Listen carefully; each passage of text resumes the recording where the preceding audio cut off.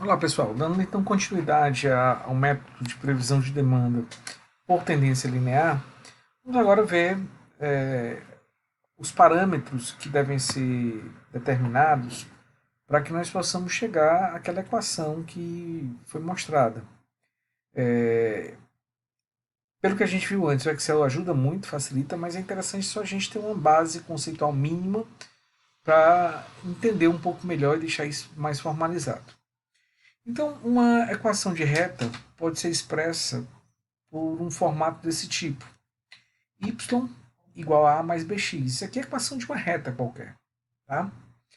Onde y é o elemento que está referenciado ao eixo vertical e é aquela variável que a gente quer determinar.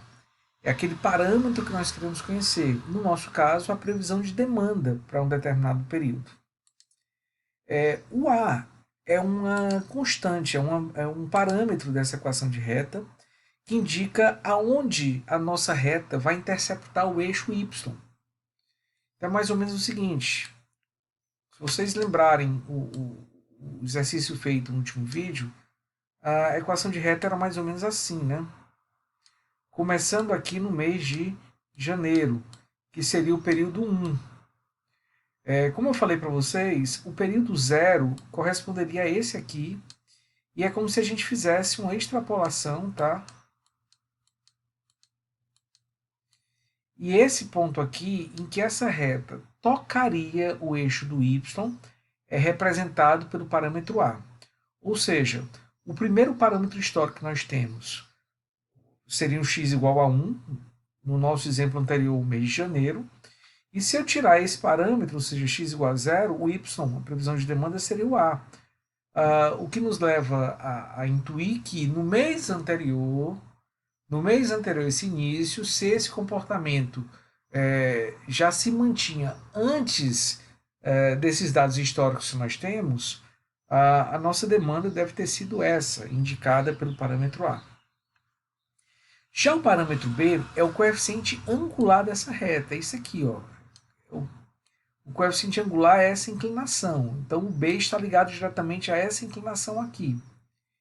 E quanto maior o fator B, maior o crescimento da demanda de um período para outro. O B não é o ângulo, lógico, mas está relacionado diretamente a essa inclinação.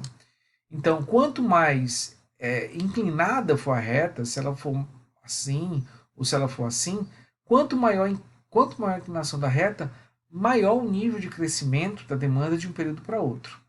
Então, por exemplo, se nós tivermos uma equação de demanda y igual a 100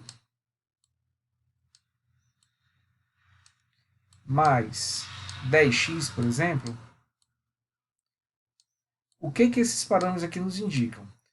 O nosso A seria 100, isso indica que a nossa reta de demanda cortaria o eixo y exatamente no nível 100. E esse 10, que seria o nosso B, indica que a cada novo período a nossa demanda vai aumentar 10 unidades. Então a demanda do primeiro período seria 110, no segundo período seria 120, no terceiro período seria 130 e assim por diante. Percebam que isso aqui vai gerar uma inclinação. Se eu tivesse uma reta com outra inclinação, por exemplo, se eu tivesse uma reta assim, com inclinação um pouco maior, esse parâmetro poderia ser 20, poderia ser 30, e aí a cada unidade de tempo o crescimento seria um pouquinho maior. E o x, como nós já conversamos, seria o tempo considerado, seria os períodos de tempo. Cada período recebe um incremento sucessivo nessa designação. Bom, conhecidos então esses parâmetros, a equação de reta traçada teria então esse formato. Vejam aqui que o nosso parâmetro B está ligado, tá? Tem uma relação direta com essa angulação. Quanto maior o ângulo, maior vai ser o parâmetro B. O A é onde há a intercepção.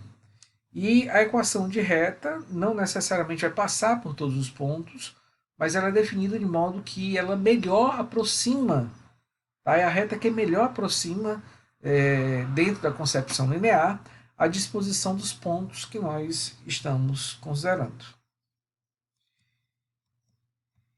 E uma explicaçãozinha rápida, só um exemplo, já falei um pouco sobre isso. Se a equação linear for y igual a 80 mais 4x, significa que o gráfico vai tocar o eixo y no ponto 80, se o x for igual a zero, e o coeficiente angular da reta de 4 unidades, para cada valor de x, para cada período novo que nós colocamos a nossa previsão, nós vamos ter o acréscimo de 4 unidades para o valor da demanda. Bem simples, né? E aqui nós temos as fórmulas para calcular o A e o B. E aí é o que eu falei para vocês que dá um trabalhinho. Nós teríamos que fazer uma tabela, onde o x seria o período, o y seria a demanda. Nós teríamos que fazer esse produto, x vezes y, somar no final, soma do x, soma do y, elevar o x ao quadrado e somar, depois somar tudo de x elevado ao quadrado, ou seja, vejam que tem uma série de cálculos que tem que ser feitos, todos eles são cálculos simples. O Excel facilita, mas mesmo assim é bem trabalhoso. As alternativas, para a gente não ter que trabalhar essa fórmula, seria usarmos o Excel. O Excel nos fornece algumas maneiras de obter esses parâmetros através de fórmulas. Então, nós teríamos a tendência, a intercepção e a inclinação. O que é isso? A inclinação seria o nosso B. Tá? É o coeficiente angular. A inclinação seria o B. A intercepção seria o A. Ou seja, aquele valorzinho que corta, que a nossa reta de previsão corta o eixo Y. E a tendência é uma fórmula do Excel que nos permitiria determinar a demanda futura. Com base nos dados históricos, eu definiria um período futuro e ele já me daria essa previsão de demanda. Vamos só dar uma olhada em como essas fórmulas poderiam ser aplicadas usando aquele exemplo que nós já realizamos. Aqui nós temos os nossos dados, tem uma equação da reta aqui para verificar. Se eu quiser calcular o A seria esse parâmetro aqui, seria a intercepção. Então, vamos usar a fórmula intercepção. E o que ele pede? Os y conhecidos e os x conhecidos. O y é a demanda. Tá? Aliás, eu vou ter que colocar aqui um número, tá? Não posso colocar os períodos. Eu vou ter que transformar janeiro em 1, fevereiro em 2, em 3, 4, 5, 6, 7. Até aí são os números reais, tá? Então vamos lá. Novamente, intercepção. Então nós teríamos os y conhecidos até julho e os x conhecidos até o período 7.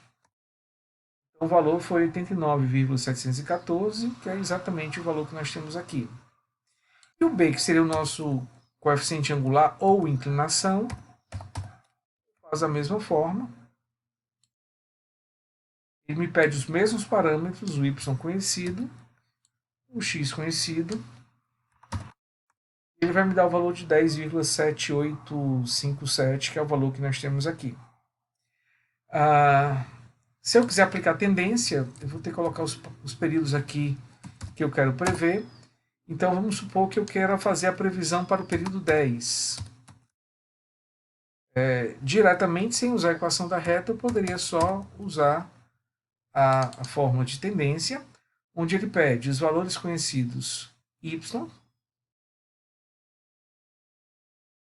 caso conhecido até julho, valores conhecidos x, e ele me pede um novo valor de x. No caso aqui eu vou colocar 10, já que é esse que eu quero prever. E aí vejam que ele me deu o valor de 197,57, que é aproximadamente 198. Aqui lembrem, eu tinha feito arredondamento.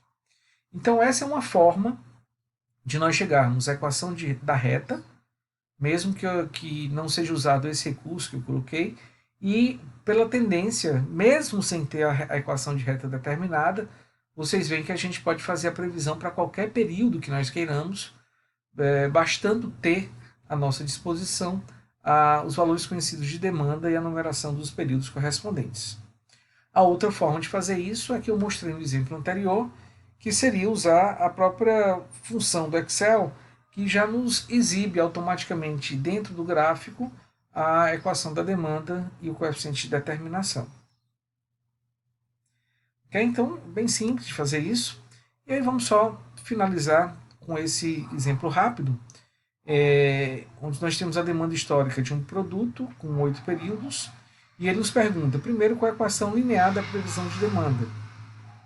Esses dados são colocados aqui, então a forma mais rápida seria fazer o gráfico. Está aqui esse gráfico. Vamos clicar na reta. Eu vou pedir para adicionar a linha de tendência. É linear. Vamos exibir a equação e exibir o valor de R2. Então aqui nós temos a equação definida, y igual a 12,738 mais 400, x mais 421,43. E o R2 é menor do que o anterior, está dando 0,7668. Uma pergunta que poderia ser colocada é até quanto, né, o valor do R2 deve ser para que eu possa usar esse método. A sugestão é usar a partir de um R igual a 0,7. A partir de 0,7 nós temos uma aproximação razoável. Abaixo disso a aproximação não é tão boa. E se eu insistir e usar a tendência linear, mesmo quando eu tenha um coeficiente de determinação abaixo de 0,7, o que pode acontecer? Nós teríamos previsões equivocadas feitas no futuro. E ele pergunta então quais as previsões de demanda para as semanas 9 e 10 usando o método da tendência linear. Bom, aí nós teríamos que colocar aqui mais 2 períodos. Eu posso fazer isso aplicando diretamente a fórmula, ou eu posso usar a tendência, né? Usar também a fórmula da tendência. Vamos usá-la para ilustrar um pouco melhor. Então, os valores conhecidos y seriam os valores até o período 8. Os valores conhecidos x seriam os valores conhecidos do período. Vou só fixar cada elemento desse aqui para poder copiar, tá?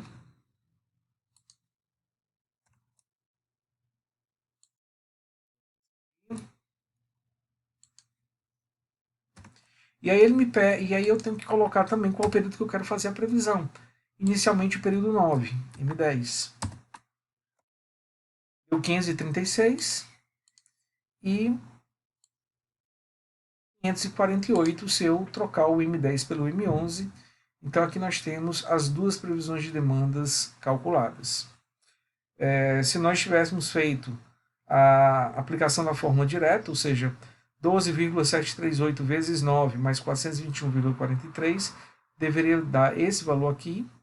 E se eu substituísse o x por 10, deve dar esse valor aqui. Então nós temos algumas formas de realizar, de resolver questões como essa. Vejam, todas elas são maneiras simples, fáceis, usando o Excel. O grande cuidado que a gente tem que ter é assegurar que, de fato, os dados podem ser representados e extrapolados pelo método da tendência linear. Portanto, não deixem de calcular esse coeficiente R2 usando o Excel, que nos dará uma convicção maior acerca da nossa real condição de aplicar esse método. Bom, em relação à tendência linear é isso. Fiquem atentos ao exercício que vai ser passado.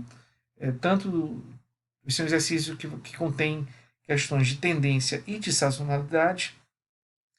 E esse, inclusive, vai ser o assunto do próximo vídeo. Vamos trabalhar o método da sazonalidade, tanto sazonalidade pura, quanto sazonalidade com tendência. Ok? Qualquer dúvida, fico à disposição.